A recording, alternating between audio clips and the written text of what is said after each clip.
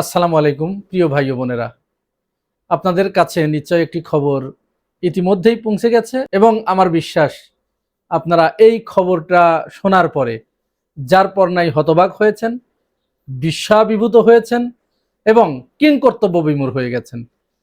আপনারা হয়তো সিদ্ধান্ত নিতে পারছেন না যে এটি কি বিশ্বাস করবেন নাকি বিশ্বাস করবেন না। জামাত আমির কেন এই কাজটি করলেন? তিনি কি এই কাজটি না করলে পারতেন না?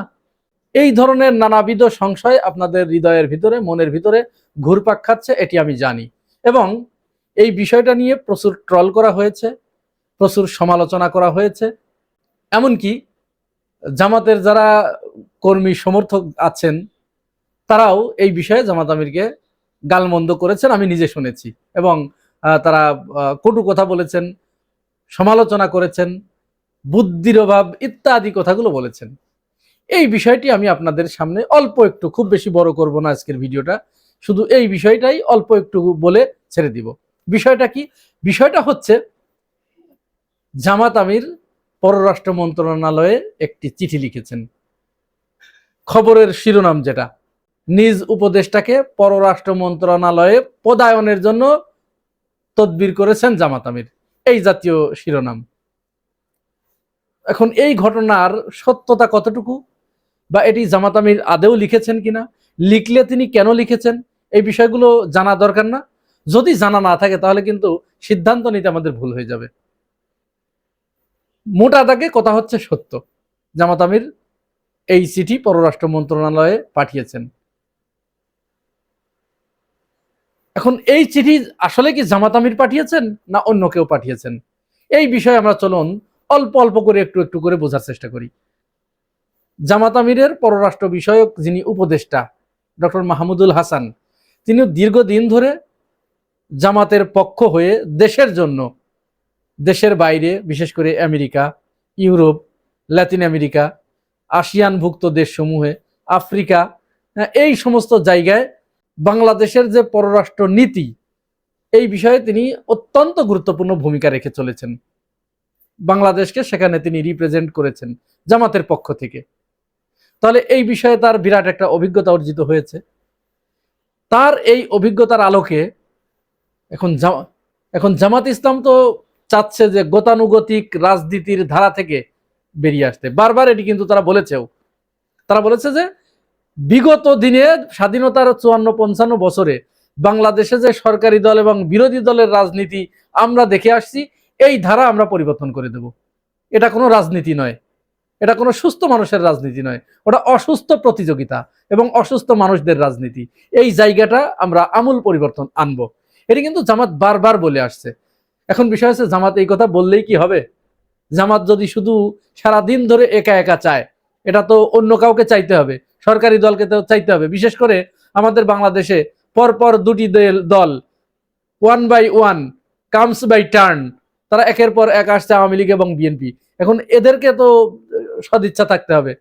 বাংলাদেশের রাজনীতির যে গতিধারা, যে নোংরা পলিটিক্স হয়, এইটা পরিবর্তন করার জন্য এদের সম্মতি থাকতে হবে না, এদের সদিচ্ছা থাকতে হবে না? এদের তো আসলে নাই।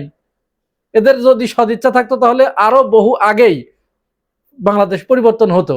তো যাই হোক, এই আশাই জামাত আমিরের যিনি পররাষ্ট্র বিষয়ক উপদেষ্টা ছিলেন, তিনি চিন্তা করলেন যে তাহলে আমাদের যে অভিজ্ঞতা আছে, সরকার যেহেতু গঠন করেছে, আমরা বিরোধী দল গঠনমূলক সমালোচনা করব এবং সরকারি দলের সাথে দেশ গঠনে আমরা যেহেতু ভূমিকা রাখবো, সেহেতু আমার এই অভিজ্ঞতা এটা সরকারি দলের যাতে কাজে লাগে, সরকার যাতে কাজে লাগাতে পারে, এই জন্য তিনি জামাত আমিরের কাছে মৌখিকভাবে তিনি একটা সম্মতি নিয়েছিলেন যে আমি পররাষ্ট্র মন্ত্রণালয়ে এরকম কোন চিঠি লিখবো কিনা যে আমার অভিজ্ঞতা যাতে সরকার কাজে লাগাতে পারে।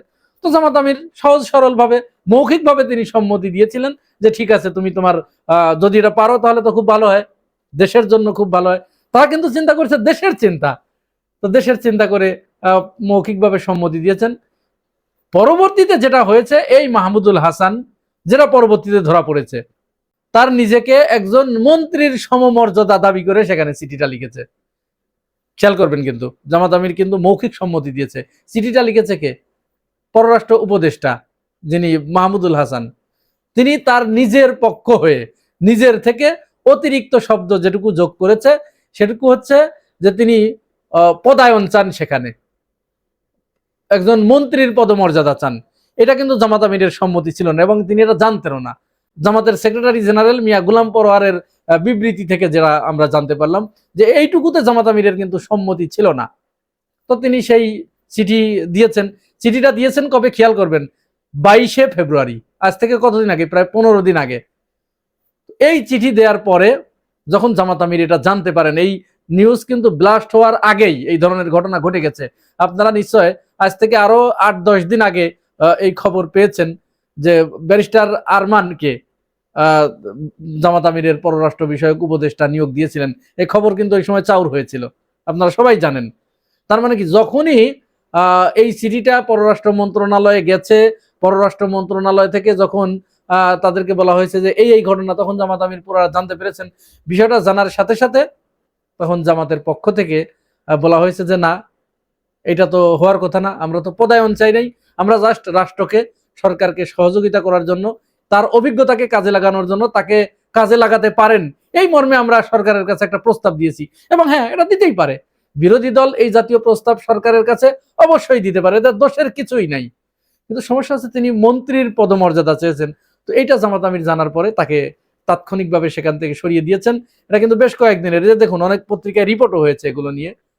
এবং তার ওই জায়গায় মাহমুদুল হাসানকে সরিয়ে দিয়ে ব্যারিস্টার আরমানকে সেখানে নিয়োগ দেওয়া হয়েছে এবং ওটা তাৎক্ষণিকভাবে কিন্তু পররাষ্ট্র সচিবকেও জানানো হয়েছিল। এই হলো মূলত বিষয়। এখন এই বিষয়ের গভীরে না ঢুকে, ডিটেলস না জেনে, বিস্তারিত না জেনে আসলে কাউকে সমালোচনা করা, কাউকে নিয়ে ট্রল করা, ইভেন কি জামাতের যারা দলীয় নেতাকর্মী আছেন তারাও না জেনে, আমি দেখলাম আজ সারাদিন ধরে অনেকেই বলছেন জামাতের আমির একজন সহজ সরল মানুষ, এত সহজ সরল ভালো নয়, তিনি নেকাপুকা মানুষ, তিনি বিরোধী দলেও দায়িত্ব পালন করতে পারবেন না। আরে ভাই, বিষয়টা তো আগে বিস্তারিত জানতে হবে। যাই হোক, ঘটনাটা আসলে ওই জায়গায় মীমাংসা হয়ে গেছে। আজ থেকে প্রায় 14-15 দিন আগেই কিন্তু এটার সুরাহা হয়ে গেছে। হঠাৎ করেই আমাদের দেশের কিছু মিডিয়া, যারা জামাতের নাম শুনলেই যাদের অ্যালার্জি আছে এবং দীর্ঘদিন ধরে, স্বাধীনতার 55 বছর ধরে যারা জামাতকে একটা ঘৃণ্য জীব হিসেবে এই সমাজে উপস্থাপন করতে চেয়েছে, সেই মিডিয়াগুলো কিন্তু এই কাজটা করেছে। দেখেন না আপনারা, জামাত ইসলাম এদেশে চুরি ছিনতাই যত অপকর্ম আছে কোনো কিছুতেই কোনো সমস্যা নাই, কিন্তু তুলনামূলকভাবে কি আপনারা জামাতের লোকগুলোকে কাউকে ওইভাবে ধর্ষণ করতে দেখেছেন, ছিনতাই করতে দেখেছেন, চাঁদাবাজি করতে দেখেছেন, কাউকে প্রকাশ্যে পিটিয়ে হত্যা করতে দেখেছেন? এগুলো কিন্তু আমরা দেখি নাই। বিচ্ছিন্ন 1-2টা ঘটনা ঘটতে পারে, সেটা পারিবারিক কলহের কারণে হতে পারে সেটা, কিন্তু দলীয়ভাবে এই ধরনের অপকর্মগুলো, টেন্ডারবাজি, চাঁদাবাজি, চুরি ছিনতাই, খুন ধর্ষণ রাহাজানি, বিভিন্ন জায়গায় দখল লুটতরাজ, টাকা পাচার, এগুলো কিন্তু জামাতের ভিতরে নাই। এই কাজগুলো করেছে কারা? বিগত দিনে যারা যে 2টি দল এই কাজটি করেছে, সেই 2টি দলের পক্ষ হয়েই আমাদের বাংলাদেশের মিডিয়াগুলো ওইগুলোকে মানে নাথিং করে, ওইগুলোকে নর্মালাইজ করে, জামাত যাতে তার এই সৎ নেতৃত্ব নিয়ে, তার এই সৎ মনোভাব নিয়ে এই বাংলাদেশের রাষ্ট্র ক্ষমতায় আসতে না পারে, কারণ তারা আসলে পরে অনেক কিছু অনেকের জন্য অসুবিধা হয়ে যাবে।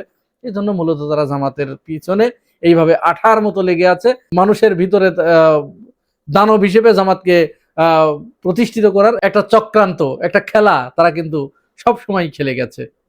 সুতরাং বাকি কাজটুকু বাংলাদেশের জনগণকে করতে হবে। বাংলাদেশের জনগণ কতটুকু সচেতন, তারা চোখ কান খোলা রেখেছে কিনা, তারা কার দ্বারা উপকৃত হচ্ছে, কার দ্বারা ক্ষতিগ্রস্ত হচ্ছে, দেশের জন্য কারা মঙ্গল চাচ্ছে আর কারা অমঙ্গল চাচ্ছে, দেশের বিভিন্ন ধরনের অপরাধমূলক কর্মকাণ্ডের সাথে কারা জড়িত আর কারা জড়িত নয়, এই বিষয়গুলো যদি আমরা সচেতনভাবে না দেখি এবং সিদ্ধান্ত না নিতে পারি, তাহলে এই দায়িত্ব অন্য কারো দিলে চলবে না, এই দায়িত্ব আমাদেরকেই বহন করতে হবে।